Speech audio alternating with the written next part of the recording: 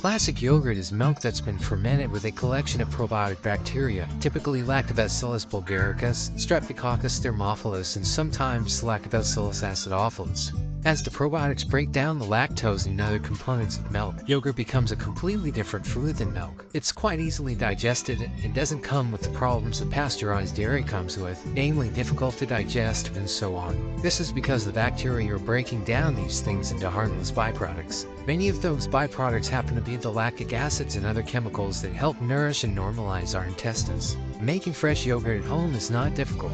After heating a pot of milk to 180 degrees Fahrenheit momentarily, a half cup of starter, which can be active yogurt from a previous batch or an active commercial yogurt, into the milk after it cools to about 105 degrees Fahrenheit.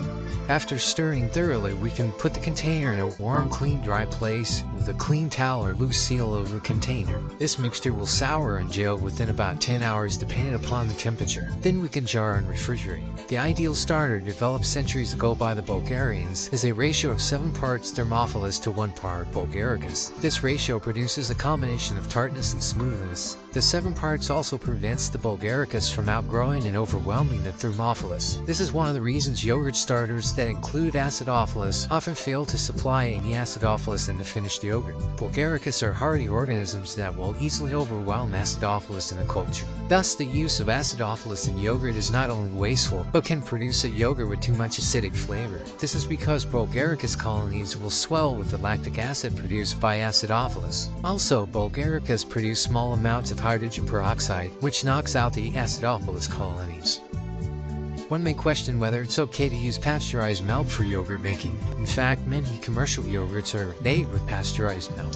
Yes, as we've discussed, pasteurization kills most probiotics. This means that commercial yogurts that pasteurize the yogurt after it's been cultured will have killed most or all of those colonies used to convert the milk to yogurt. But most yogurt producers pasteurize the milk first because food safety laws typically require this. But because most of these commercial producers utilize good starters, commercial yogurt will end up teeming with probiotic content. Some tests have found up to 10 billion colony-forming units in a single container.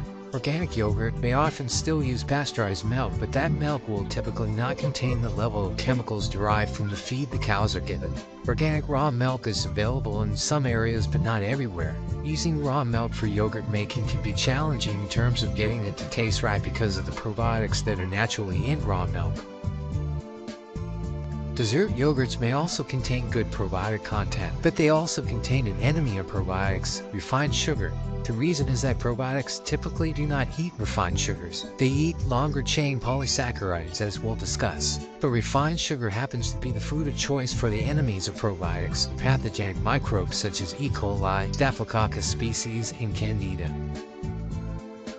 While not a classic yogurt, some companies are selling yogurts made from soy, coconut, and almond milk. These will typically require different probiotic species from dairy yogurts, however. For example, Lactobacillus plantarum is a probiotic bacteria that will ferment soy and other food sources.